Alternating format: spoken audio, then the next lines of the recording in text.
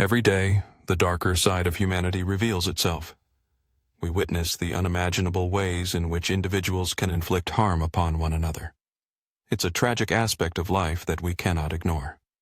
As someone who delves into the world of crime, I strive to share the most shocking stories, seeking to understand what compels people to commit such acts. I am Michael, and today I bring you a harrowing true crime story. The night was eerily quiet, with only the wind whispering through the trees near Wolf River Cemetery. Lauren's car stood solitary on the side of a desolate road, untouched for hours. Yet, inside, a troubling scene was unfolding.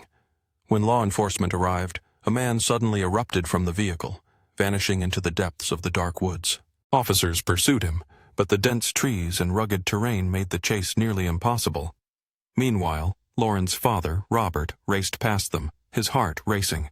His daughter had been missing for days. Now, her car loomed right in front of him. With trembling hands, he grasped the door handle, inhaled deeply, and yanked it open. What awaited him inside would irrevocably alter the course of their lives. Lauren Johansson was born on October 30th, 2001. In the enchanting town of Ocean Springs, renowned for its stunning landscapes, tree-lined streets, and tranquil beaches, countless visitors were drawn to its beauty. But for Lauren, it represented more than just a picturesque escape. It was the very essence of her childhood, a place steeped in love, family, and invaluable life lessons that shaped her into the person she became. Nurtured by her devoted parents, Robert and Tamala, Lauren grew up in a home teeming with warmth and resilience. Her two older sisters, both grappling with serious health issues, required constant attention.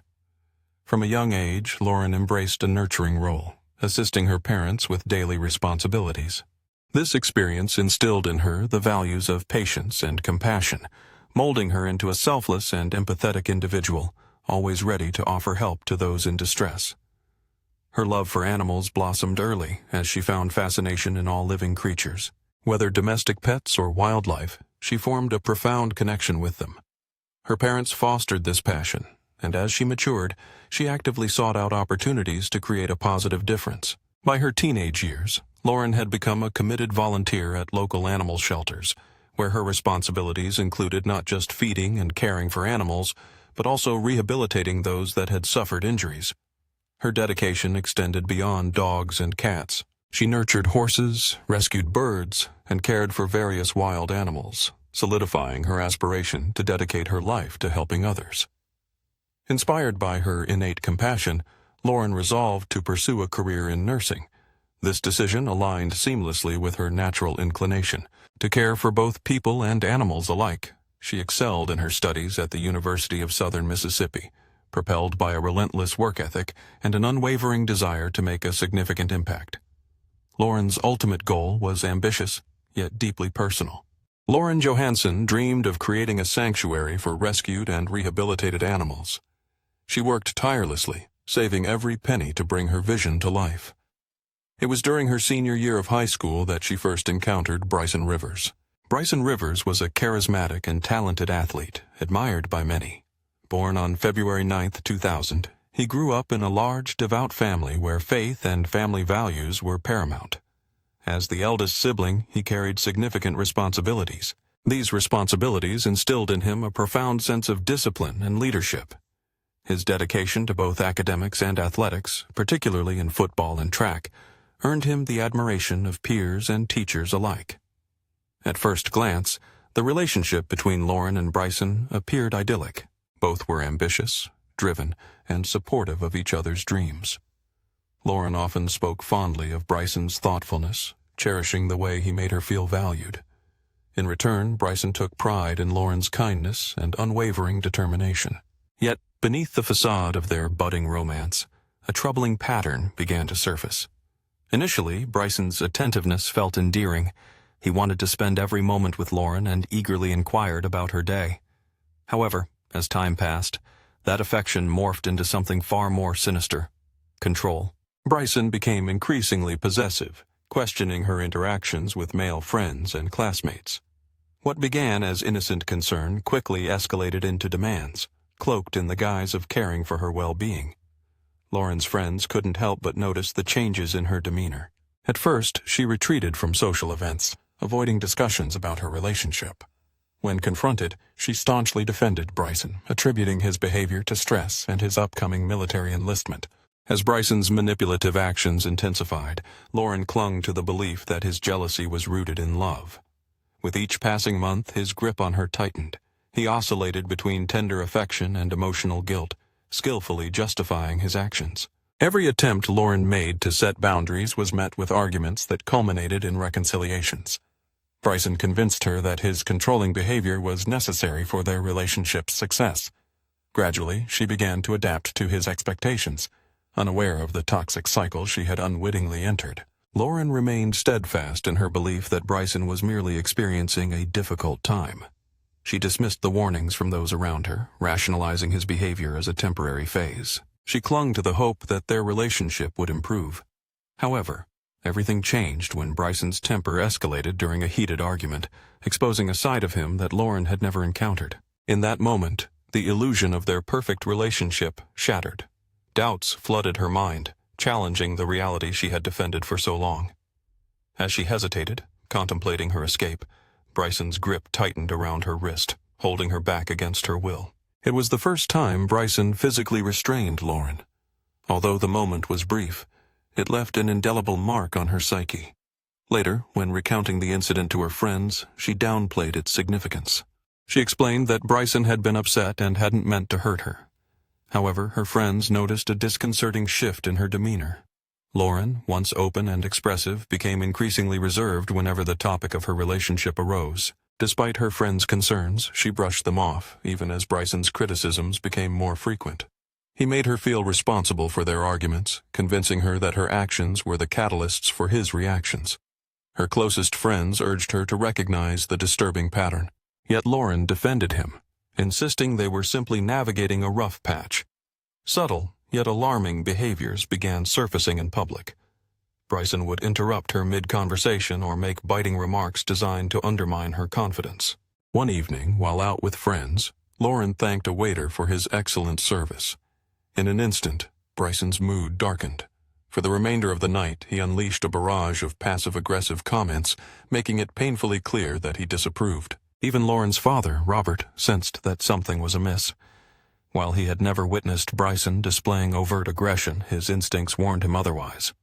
Concerned, he attempted to talk to Lauren. However, she dismissed his concerns, insisting he was being overprotective. Over time, she withdrew even further, changing the subject or defending Bryson whenever friends or family broached his behavior. Convinced that stress or exhaustion explained Bryson's actions, Lauren believed it was her responsibility to maintain peace. Unbeknownst to her, she was falling deeper into emotional dependence. By December 2023, Lauren and Bryson had planned a trip to Nashville. He was on military leave, and she was on winter break from college. For Lauren, the trip represented an escape from her monotonous routine. For Bryson, it was a chance to tighten his control under the guise of a romantic getaway. Initially, the trip unfolded smoothly as they explored the city. They visited popular landmarks and dined at well-reviewed restaurants. Bryson appeared at ease, yet an undercurrent of tension lingered. Ignoring the signs, Lauren clung to hope for a positive experience. On December 11th, they ventured to a bar to catch a football game that Bryson was determined to see. The night began uneventfully, but when Lauren excused herself to use the restroom, the atmosphere shifted. She asked a waiter for directions and followed his guidance, unknowingly setting the stage for disaster. Moments later, the same waiter passed by in the hallway, an innocent encounter that ignited Bryson's simmering jealousy. When Lauren returned, she immediately sensed the tension. Bryson's expression was rigid, and his voice dripped with accusation as he accused her of flirting. His jealousy spiraled into outright hostility. His voice grew louder, and the absurdity of his accusations escalated. Witnesses recalled Lauren desperately trying to calm him down, but Bryson refused to relent. Soon, they left the bar, heading toward their parked car, the weight of impending doom heavy in the air. Once inside the vehicle, Bryson locked the doors, seized Lauren Johansson's phone, and effectively trapped her. His simmering anger erupted as he hurled accusations at her, his rage devolving into violence. The first strike came without warning, a brutal introduction to the nightmare that awaited. This initial blow was followed by another. In a desperate bid for survival, Lauren fought back, banging on the windows and honking the horn, anything to draw attention, but the streets were hauntingly empty. Ignoring her pleas, Bryson started the car. As he drove aimlessly through dark, deserted roads, Bryson's threats echoed ominously. He chillingly informed Lauren that no one would find her if he chose to leave her in the woods. When he finally stopped the car in an isolated parking lot, the nightmare only deepened. Desperate to defend herself, Lauren reached for the handgun she carried in her bag, but Bryson was faster. He wrenched the bag from her grasp before she could retrieve it, leaving her vulnerable and terrified. The violence continued for nearly an hour. He struck her repeatedly, his words chillingly detached. At one point, audio from Lauren's phone inadvertently recorded Bryson's eerie comment about how her swollen face now resembled a bowling ball. Help came from an unexpected source. During the assault, Bryson had called his mother. In the background, Lauren, barely able to speak, screamed for help. Alarmed by the situation, his mother immediately contacted the police. Unbeknownst to them, Robert, Lauren's father, used a family tracking app to locate her. When officers arrived, they were met with the sound of Lauren's cries emanating from inside the car. They forced the door open, discovering her battered and trembling. Bryson was arrested on the spot, while Lauren was rushed to the hospital. Her injuries were severe. Bruises, swelling, and signs of prolonged trauma left the medical team shaken. Despite the overwhelming evidence, Lauren made a shocking decision. She refused to press charges. She insisted that she did not want to ruin Bryson's life or jeopardize his military career. Even from behind bars, he found ways to reach her, exploiting loopholes to make phone calls. Each time he repeated a familiar script of apologies, promises, and declarations of change. Despite everything she had endured, a part of Lauren wanted to believe him. Under mounting pressure from Bryson, she reluctantly agreed to revise her original statements, an action that would ultimately alter the course of the case. Following his arrest, Bryson remained in custody as he awaited trial on assault charges. Despite the overwhelming evidence against him, including audio recordings and Lauren's testimony, the court shockingly granted him the possibility of bail. Initially set at $250,000, this sum kept Bryson Rivers behind bars, if only temporarily, as the legal proceedings unfolded. 6 months later, however, Bryson's legal team petitioned for a bail reduction, and the judge, surprisingly, approved their request. Lowering the bail to $150,000 shocked Lauren's family, who feared that his release would place her in even greater danger. Despite their growing concerns, Bryson's mother swiftly posted bail, securing his release as he awaited trial. As part of the conditions of his release, Bryson Rivers was mandated to wear a GPS-enabled ankle monitor, a measure intended to restrict his movements and prevent any contact with Lauren Johansson. However, a series of administrative failures led to critical oversights in enforcing these life-altering restrictions. The officer tasked with escorting Bryson to the monitoring center was not fully briefed on the specifics of the case. Consequently, when the monitor was set up, vital restrictions, including the ban on leaving the city, were never activated. This oversight was rooted in poor coordination among departments. Court documents detailing Bryson's release terms were not submitted in time to the monitoring center. Instead, staff relied on Bryson's own account of the conditions, inadvertently allowing him to exploit the oversight. In a calculated move, Bryson provided false information, conveniently leaving out the restrictions concerning his location and contact with Lauren. Just days after his release, another alarming issue arose, one that would have catastrophic consequences. The battery on Bryson's ankle monitor began to run low. He received multiple notifications to recharge the device but chose to ignore them. Eventually, the monitor lost power entirely, rendering it ineffective. Authorities were alerted to the malfunction, but the response was far from urgent. Instead of treating the situation with the gravity it deserved, critical hours and days slipped away without any intervention. Lauren's family remained blissfully unaware of the escalating danger until it was tragically too late. Robert, Lauren's father, received a voicemail from law enforcement that casually informed him of the situation. Bryson's ankle monitor had ceased functioning, and his whereabouts were unknown. Stunned by the lack of urgency, Robert immediately reached out to the police, demanding swift action. He also took it upon himself to investigate, checking Lauren's car GPS system for any signs that might indicate Bryson's whereabouts. Despite Robert's relentless push for stronger measures, law enforcement's response remained disappointingly slow. Days passed without a trace of Bryson, and with each ticking hour, the risk to Lauren grew exponentially. On July 2nd, officials finally confirmed Robert's worst fears. Bryson had violated the terms of his release and had vanished. By that time, his phone was turned off, his location shrouded in mystery. A warrant for his arrest was issued, but it was far too little, far too late. The situation took a horrifying turn when Lauren suddenly went missing that very day. Robert attempted to reach her by phone, but his calls went unanswered. Shortly thereafter, a text message from her phone arrived, one that immediately raised alarm bells. It bore none of the familiar warmth or style Lauren was known for. Alarmed, Robert contacted his other daughter, who shared an apartment with Lauren, urging her to check on her sister. When Lauren's sister woke up, she stumbled upon a chilling discovery. The front door of their apartment stood ajar, a silent witness to the chaos that had unfolded within. Security cameras had been disabled, and Lauren Johansson's car was missing.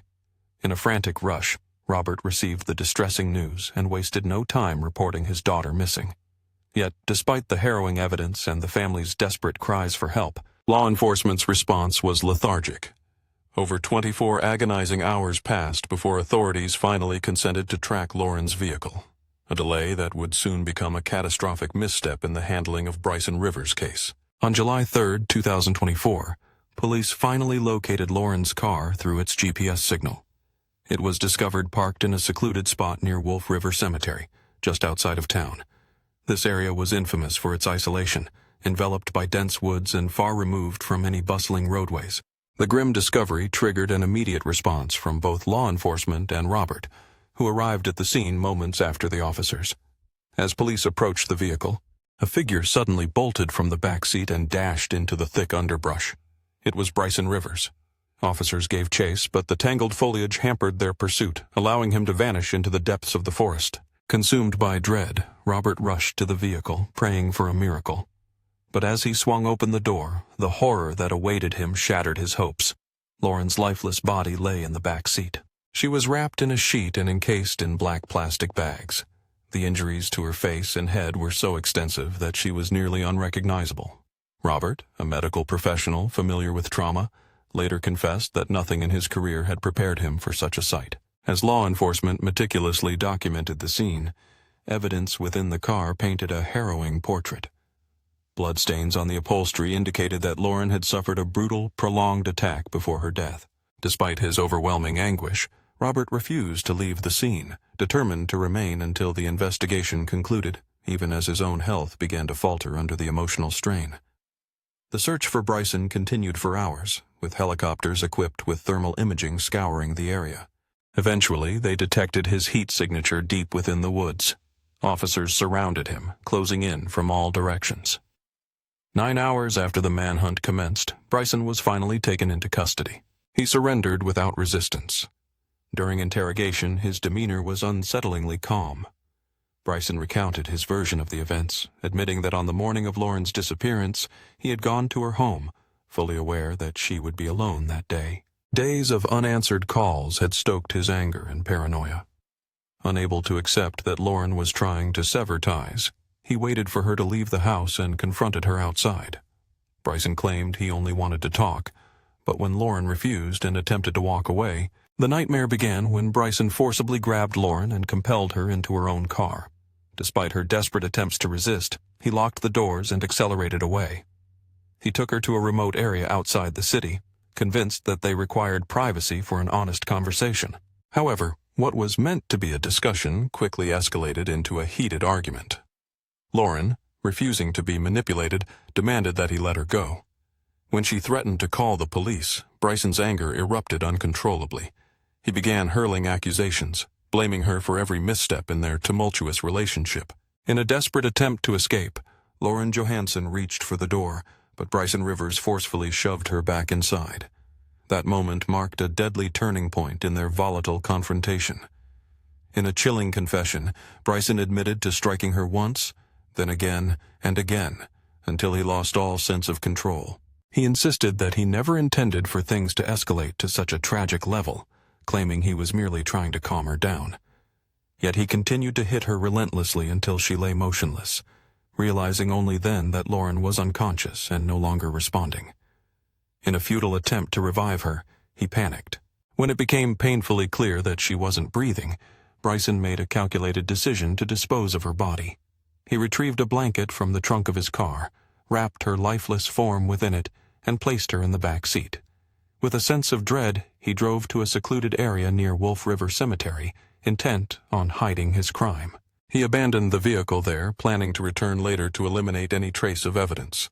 However, before he could execute his chilling plan, police discovered the car. The shocking details of Lauren's death and Bryson's subsequent arrest ignited a wave of public outrage. The media's coverage not only exposed the horrific crime itself, but also shone a harsh light on the glaring failures within the justice system. Failures that had allowed Bryson to evade accountability despite numerous clear warning signs. In the midst of their profound grief, Lauren's family issued a heartfelt statement calling for systemic reforms to prevent similar tragedies from occurring. They demanded accountability for the missteps that had ultimately led to their daughter's murder. Meanwhile, Bryson's mother, who had paid his bail, found herself under intense scrutiny. Many questioned whether she had truly grasped the potential consequences of her actions. Despite public condemnation of her decision, Lauren's family chose not to place direct blame on her. Instead, they directed their focus toward the broader systemic failures that had allowed Bryson to remain a looming threat. Lauren's funeral drew family, friends, and residents of Ocean Springs, all profoundly moved by her tragedy. She was remembered as a kind-hearted young woman, passionate about helping others. In her honor, her family established a foundation dedicated to animal welfare, a cause close to Lauren's heart. Despite overwhelming evidence, including witness testimonies, physical proof, and even audio recordings of his previous violent outburst, Bryson had been allowed to walk free after his initial arrest. That fateful decision ultimately sealed Lauren's tragic fate. Bryson Rivers' trial began in December 2024. He faced serious charges of kidnapping, first-degree murder, and evidence tampering. As the proceedings unfolded, one haunting question loomed over the case. How had the justice system failed so catastrophically? Despite the overwhelming evidence against him, witness testimonies, physical proof, and even audio recordings of his prior attack, Bryson Rivers was granted his freedom following his initial arrest. Tragically, that decision would come to seal Lauren Johansson's fate. The case against Bryson Rivers is far from resolved. Now confined behind bars, he faces an ongoing trial, with the final verdict hanging in the balance. The uncertainty looms over how long he will remain imprisoned, and whether true justice will ever be served. For Lauren Johansson's family, this battle transcends a single case. It embodies a relentless pursuit to ensure that no other family endures the same heartbreaking fate. The fight for justice continues, echoing the voices of those left behind, striving for change. Join us as we delve into the harrowing true crime stories emerging from Latin America. Don't miss the chance to subscribe to our new channel, where thrilling investigations await. Your support helps shed light on the darkest mysteries.